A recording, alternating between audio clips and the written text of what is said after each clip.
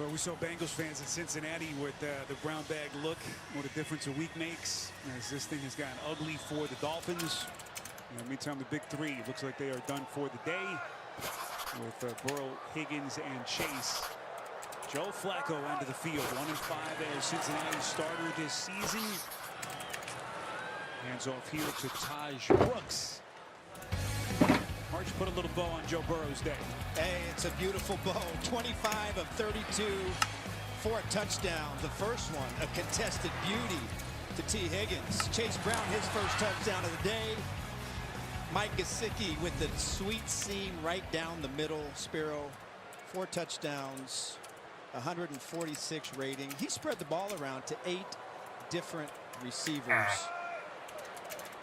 Nice day at the office for Joe Burrow. And their record will improve to 32-17. And their big three have all been healthy and in the lineup. So here's Joe Flacco, Arch, who really authored just an incredible script. Guy who's in his 18th year. Consider how impressive he was during that stretch. The wins-loss record, again, just 1-5. But we saw those games up close. Back-to-back weeks where he led the offense to 38 points or more. Chicago and the Jets, and they lost both of those games. Well, I know his play, he brought a lot of joy to my life. It was a treat. He really was the author of some of the most entertaining games that I've had the pleasure of calling. But again, with the story of the season is that they couldn't find a way to close out those games after such brilliant play from their quarterback and their offense. Tanner Hudson, first time he's been targeted. Tyrell Dotson on the tackle, and it kind of robbed Flacco from what could have been really a remarkable athletic feat. You just think of how that game ended against the Bears, that last-second crazy play for Chicago to win the game. Cincinnati's going to go 3 and out here. Flacco's going to come off the field. And so we've enjoyed our conversations with Flacco. I've had a chance to visit with him a number of times. Really brought energy into a franchise arch that was dead. Remember the Burrow injury. We got two legends at quarterback on this team. Joe Burrow, a legend in the making, and Flacco is certainly into legend territory with the way his career has gone. What a second act it's been. 46 yards on the punt, and beautiful coverage down the field by Mitchell Tinsley. Coming up next, you can count on a major matchup in Motown when Aaron Rodgers leads the Steelers into Detroit to take on Jared Goff and the Lions. You can always count on Sundays with the NFL on CBS and streaming on Paramount+. Current playoff picture in the AFC, Pittsburgh. That's a very slim margin lead ahead of the Ravens, but Baltimore, again, controlling its own destiny if they win out, including that regular season finale that they will play. They got a big one tonight, though. It's a great time of year. Last couple of weeks of the NFL season, college football playoff continuing. Achane taking on tacklers, and just going to barely get himself back to the line of scrimmage. So, Archie, it's been interesting. You mentioned the bad start for Miami. There were reports about the job security for Mike McDaniel. Then they win 4 straight, and those storylines were kind of put to bed a little bit. This is the kind of game with the owner here in his suite. Home crowd is booing, where it gets a little ugly. Yeah, I think there's a lot of decisions that have to be made, and there's so many different, there's so many uncertainties with what's happening. Both of these football teams really had a good chance to really try to make something special at the end of the season, but fell short with those disappointing losses in the last couple of games. But they have a lot of work to do, Spiro, on this football team, and coaching, and look at the players. Salary cap, a lot of work to get this football team turned around. Yeah, maybe the first decision that Ross has to make is who's his GM going to be, because you have some real significant financial hurdles to climb. Everyone wondering if Tua is going to be back. Do they cut ties with him? The financial ramifications. And everything that Stephen Ross and the ownership group are already thinking about, no doubt here, with some of the decisions that they have to make. Achane going to pick up just a couple. TJ Slayton among the tacklers. What really stood out to me, Spiro, in this game and then their game last week against Pittsburgh is just how fast how fast things went south after being competitive and having a chance and really showing that, hey, maybe this is a football team that can put a run together and find a way to sneak into the playoffs and finish strong. But it seemed like as soon as that one little straw that broke the camel's back in both games the last 2 weeks, and then there's nothing in the second half of these games. That's the disappointing aspect to the Dolphins football team right now. And that's an area where McDaniel was so good. When you just think of how good his teams were early here. Nice little effort play by Alec Ingold. It's going to give Miami a fresh set of downs as they pick up 9. Everyone was talking about McDaniel, boy wonder, offensive genius with the way that they started after he took things over here. As the injured Bengal, looks like it's Joe Giles Harris. Athletic trainers onto the field to tend to him. And it looks like Giles Harris, who did make the tackle on that play, bore the brunt of that collision with Ingold, is going to gingerly make his way to that Cincinnati sideline.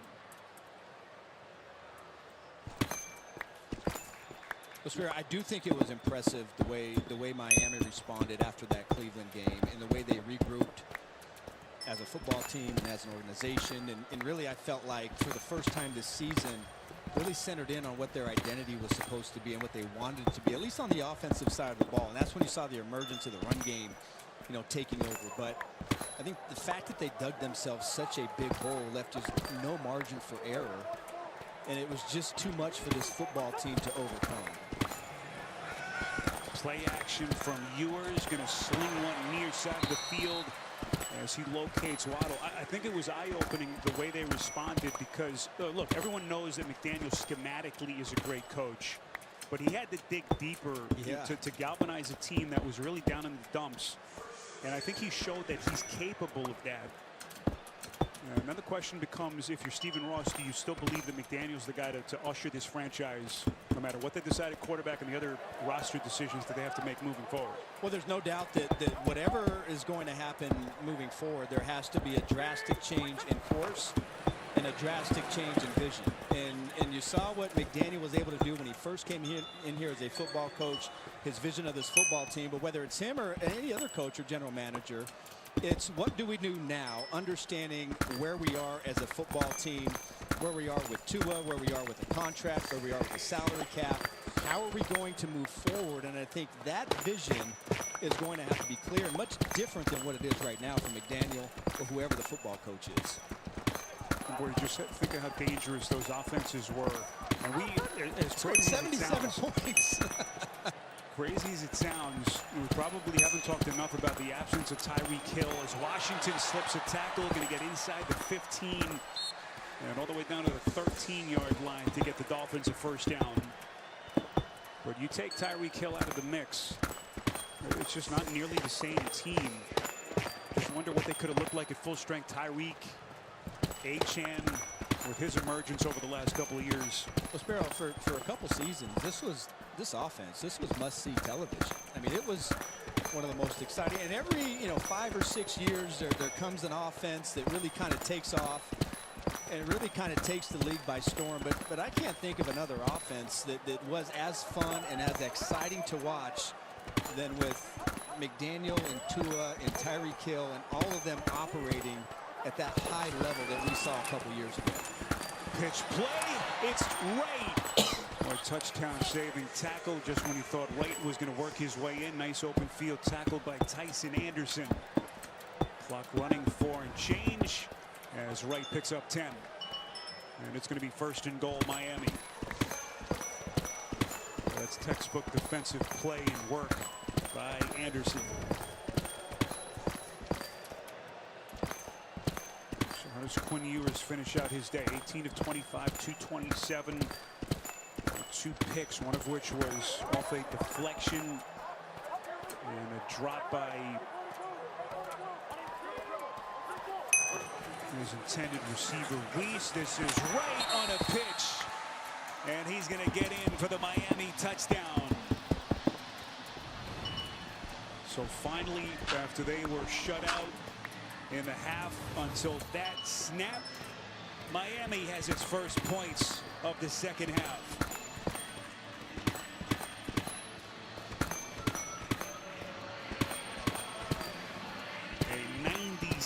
9-yard drive orchestrated by Ewers. Good run pass mix as they chew up 5 minutes and 27 seconds. Point after by Riley Patterson, who is kicking another week for Miami, with Jason Sanders potentially nearing a return. Guy who's been on the injured list basically the entire season. A reminder to stay tuned for the NFL Today update delivered by Little Caesars, time permitting. All the latest scores and highlights.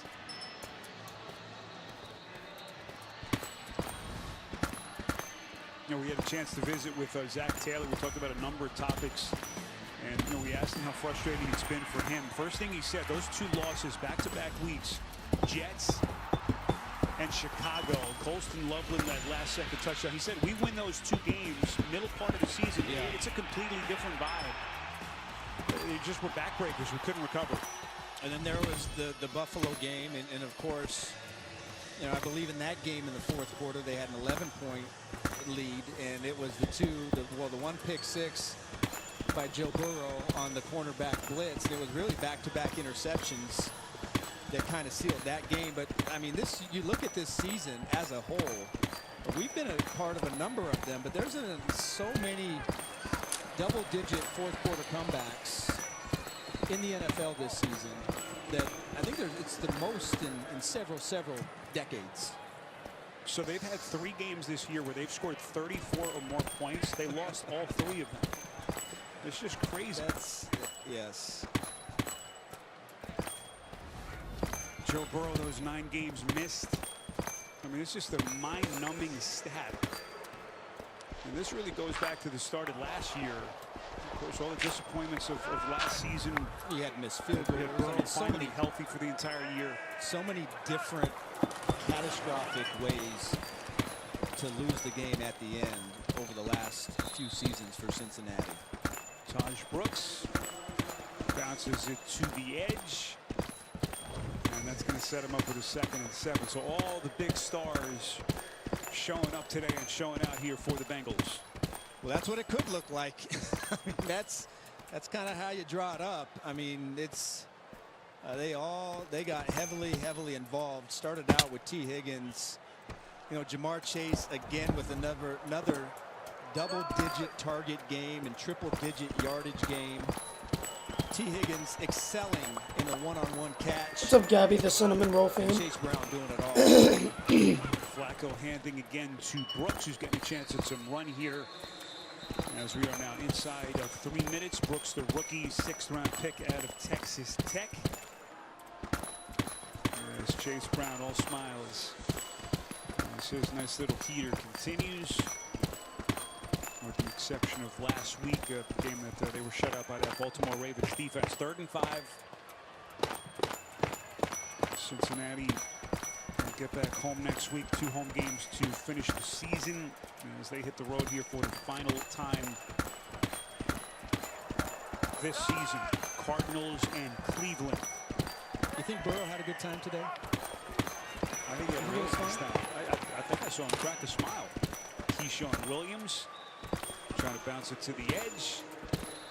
And that's going to take us down to the 2-minute warning here in Miami. Bengals have dominated the second half as they close in on their 5th win of the season.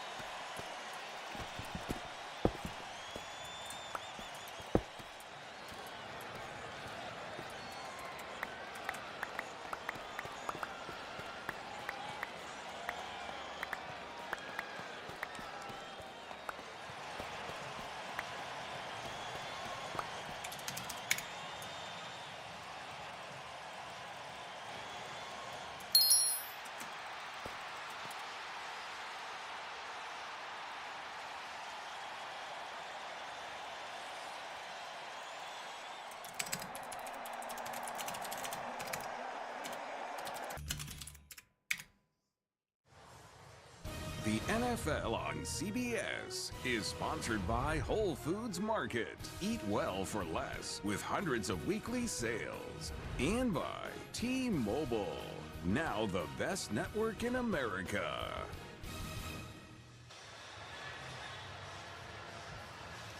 Little Christmas Wonderland action at Tropical Park. Features a host of holiday attractions, fun for the whole family. Happy holidays, Merry Christmas. Final 2 minutes here in Miami. Yo, what's up, guys? Today we're going to be building my IKEA V1 kelp farm, and it looks like this. It makes around 120 kelp a second, and that's around 432,000 kelp an hour. And the materials you're going to need for this are 3 stacks and 47 of any glass, 3 stacks and 24 of hoppers, 1 stack and 50 redstone dust, 1 stack and 45 of any fence gate, 1 stack and 16 observers, 60 dispensers, 53 packed ice or blue ice, 42 of any solid block, 30 kelp, 30 droppers, 30 pistons, 30 target blocks, an infinite water source for infinite water, 6 redstone repeaters, 5 redstone comparators, 4 redstone crafters, 4 note blocks, 2 blocks of redstone, 1 of any button, and 1 waxed copper bulb. Note, this farm does need bone. If he's got 21, then just let him stand on it and check what you get. Yeah, because just stand. Yeah. What's the best schematic? Wait, can y'all look at my screen real quick? 16. Wait. Oh yeah, you lost. So yeah. You guys, can y'all look Dealer at my lost. screen? Who lost? Oh yeah. You won. Dealer lost. You okay, Oh Jake? yeah, I'll look at your screen.